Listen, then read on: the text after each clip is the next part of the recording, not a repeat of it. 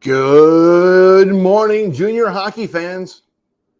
This is Stephen Heisler with HeisHockey.com, the Victorious Hockey Company, and the Junior Hockey Discussion Group on Facebook. This is the Junior Hockey Morning Show.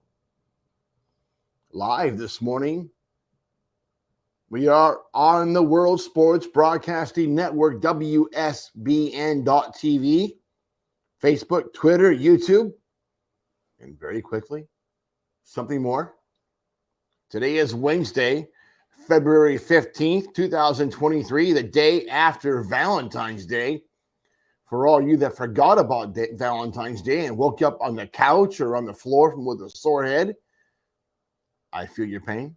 I did get to the store last night, accomplished my feat. Late at night, I was surprised to find roses still there. They're very cheap this morning. Got some roses, got a big bottle of Nutella. You learn these things when you marry a Latina, but Nutella is just as valuable as the roses on Valentine's Day. It's just the way it is. We're learning. Tommy is in Latina husband school. He's learning all the tricks. It's not fair. I didn't have a helper like that when I was his age. Well, kind of had the helpers. But let's go through some of the things from last night before getting into today's very controversial subject. USHL, again, the road teams are winning. Des Moines over Lincoln in overtime, 4-3. Green Bay dumped Dubuque at Dubuque, 5-1. Tonight, Sioux Falls is at Fargo. Should we expect more of the same? North American Hockey League, no games last night, no games tonight. The Austin Bruins announced that forward and alternate captain Walter Zacher has committed to play NCAA Division I hockey at Robert Morris University for next year. Zacher, 20, is currently competing in his third and final season of playing junior hockey in the NAHL. The 5'11", 190-pounder from Buffalo, New York, has appeared in 113 career regular season games as a member of the Bruins. The Anchorage Wolverines announced that forward and NAPHL alum Jackson Renicky has committed to play NCAA Division I hockey for Robert Morris University as well. Hey, 2 for 2 for the 23-24 season. Renicky, 20, has been with the Wolverines for both of their seasons. 5'9", 168-pound native of Faribault, Minnesota, has shifted his play into next gear for this season, and he's been a point-a-game player for the Wolverines this year. With 22 goals and 47 points for the team's 41 games, Renicky leads Anchorage in scoring and is currently 6th in the NAHL in points. Here's where I get in trouble. It's coming. Are you ready? Today's topic, if I were king. The North American Hockey League would simply replace the drippy faucet. Yeah, this is going to be ugly. Get your coffee, sit down. Don't get mad at me. I imagine that I will be hearing from the league this morning. That's okay. If I were king, North American Hockey League would part ways with Director of Public Safety Mark Fawcett. This isn't often that I call for someone's head, but it's time. Why? The former National Hockey League on-ice officials' history of bias and favoritism has continued from the days in the show to the Southern Professional Hockey League and now the North American Hockey League. There's a lot of stories out there about Fawcett showing favoritism while on the ice with the NHL. Coaches from the SPHL are telling me numerous stories of run-ins with Fawcett that eventually ended the retired on-ice official's 5-year run as the league's director of officiating. Again, favoritism, being an authoritarian and clear bias towards and against certain teams and coaches eventually forced that separation. One SPHL owner said it best: there is no way we would ever consider bringing him back. The natural next job up the ladder of development for someone of Fawcett's, with his resume and his experience, should have been going to the ECHL or the American Hockey League, but that was not the next step for Fawcett, was it? Instead of climbing that ladder to higher levels of play, he stepped off the professional ladder altogether, came down to the North American Hockey League. He's been comfortably seated within the NAHL since 2015 as a director of player safety, and also serves as a supervisor of officials for the USA Hockey Officiating Development Program. Well, that's been a joke. We're losing more referees than we're gaining. The NAHL itself has been a disaster for referees this year. The problem, and it's a big one, is that he's clearly playing favorites again when it comes to disciplinary decisions regarding incidents within the NAHL. He's now reversing decisions, reversing suspensions for dangerous penalties, and dishing out harder decisions against teams and coaches a few of his owner buddies do not like. That's completely crazy. This is essentially the same issue that got him chased out of the SPHL. So much for trying to fix the leak. This coffee break brought to you by the North American Hockey League and Bustelo Coffee Company.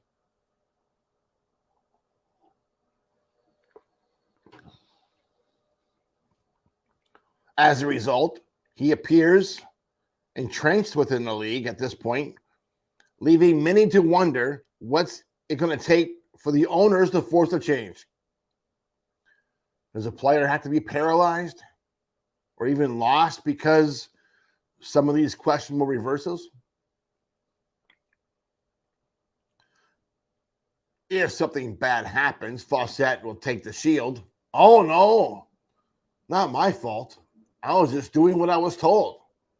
Then Frankenfeld will step in. I didn't tell you to do that. And then Fawcett, who's been known to say, the owners want these kids on the ice. Fans like them. A player with a history of dangerous play needs to be taken out, not left back in. There has to be consequences for actions. When you take away the consequences, you're going to get more bad actions. Simple result. Not difficult to understand. This is what happens when you try to be buddy-buddy with the bosses. Sometimes you must replace some of the old leaky hardware with functional new ones. It's clear to see that the league is very impressed with this guy's resume, regardless of the job he's doing now. Yeah, this is like buying a 1996 Rolls Royce. Beautiful car. It now rides like a Ford truck. It's not what it used to be. It's not the same level of comfort that it used to be. A little rough around the edges, a little old. Leaks oil. Sometimes starts. Not a good investment.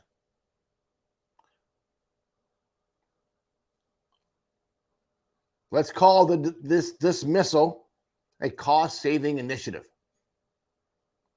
It's well known that Director of Officiating Keith Cavell and Fawcett do not see eye to eye on many issues. Often it appears that Fawcett is making decisions simply to overrule Cavell. That's petty and certainly not in the best interest of player safety. Why are these two guys butting heads in the first place? Why is Fawcett even there? Why not just go with the rules that are on the books, Pretty serious rules. Let the director of officiating decide if he wants to overrule the guys who are in the arena on the ice. That makes sense. But let the person that does this job just follow the damn rules. Maybe it's time for the league to reconsider keeping Fawcett and let Cavell actually follow the rules as written and do both jobs. How hard can it be, Mr. Commissioner? Yes, it's time to call the plumber. Get rid of the leaky faucet. Get control of this. The league right now is having some issues with staffing. I get that. This guy's part of the problem. Drop his salary from the number, pay some of the guys in the office a little bit more, and you'll keep them longer. It's Dallas. You guys are in Dallas. It's not that hard of a job market, but you got to pay people to be able to live in Dallas. They can't work in Dallas area and live, in Tyler, where it's more affordable to live. So break that salary up, give it to everybody else. Heck, even Alex Curious needs more money. I know people are going to laugh at that one. Alex works hard. Those guys do a good job there, but they're overworked, underpaid.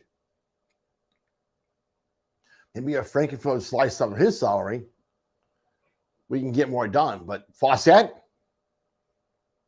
send him somewhere else. Let him just go play with USA Hockey and stay out of the league's hair.